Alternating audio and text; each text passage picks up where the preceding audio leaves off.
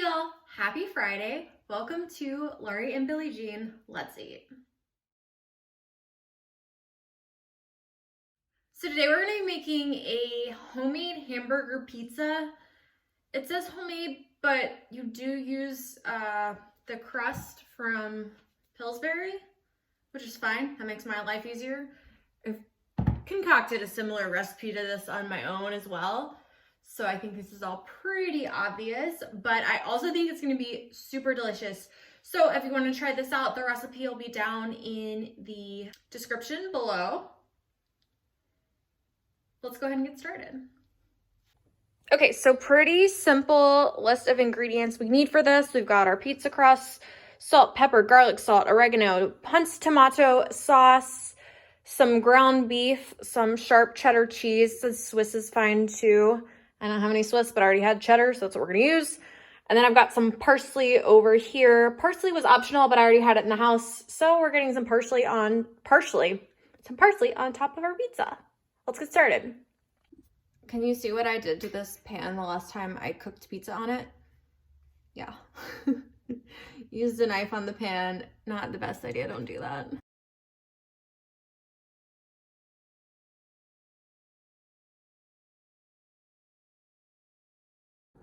Okay, so we've got our pizza rolled out.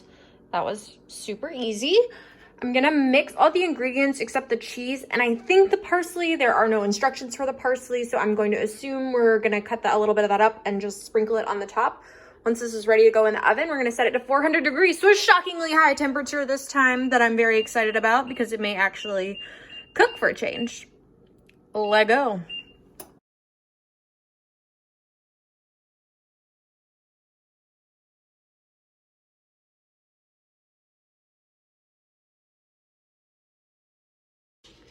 So here's this kind of gooey, weird mixture we have. I never would have thought of making the pizza this way, but we're gonna go ahead and spread a layer of this evenly over the pizza dough we have, and then we're going to add the cheese on top. So there's actually some fairly specific instructions for how to add the cheese. Arrange cheese in strips on top like a wheel spoke. I don't entirely know what that means. So I'm gonna do my best, as always. And it might be wrong. So whatever, let's go.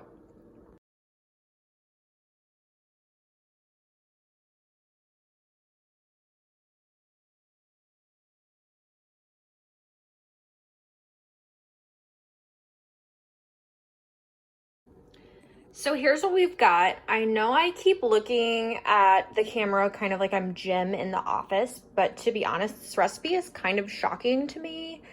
Essentially, I've put hamburger meat where normally you would just have tomato sauce. Now there's tomato sauce mixed in the hamburger meat, but I guess I just didn't fully realize what this recipe was until I started making it. This is interesting.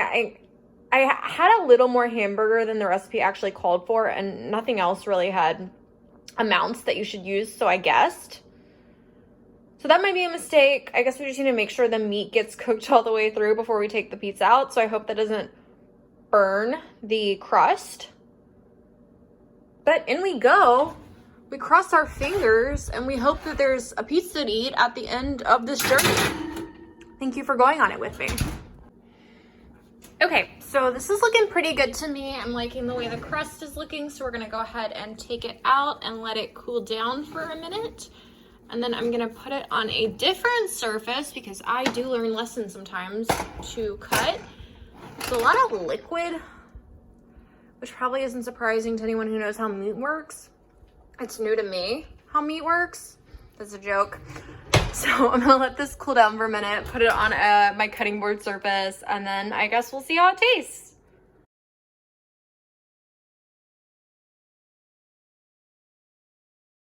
So pizza's done, cut up. We have very much what they would call a soggy bottom problem on the Great British Bake Off. One thing I'm also a little bit worried about is the salt content seems a little high. I don't think we needed that extra salt that I added from the recipe. But let's see what happens when we actually eat it.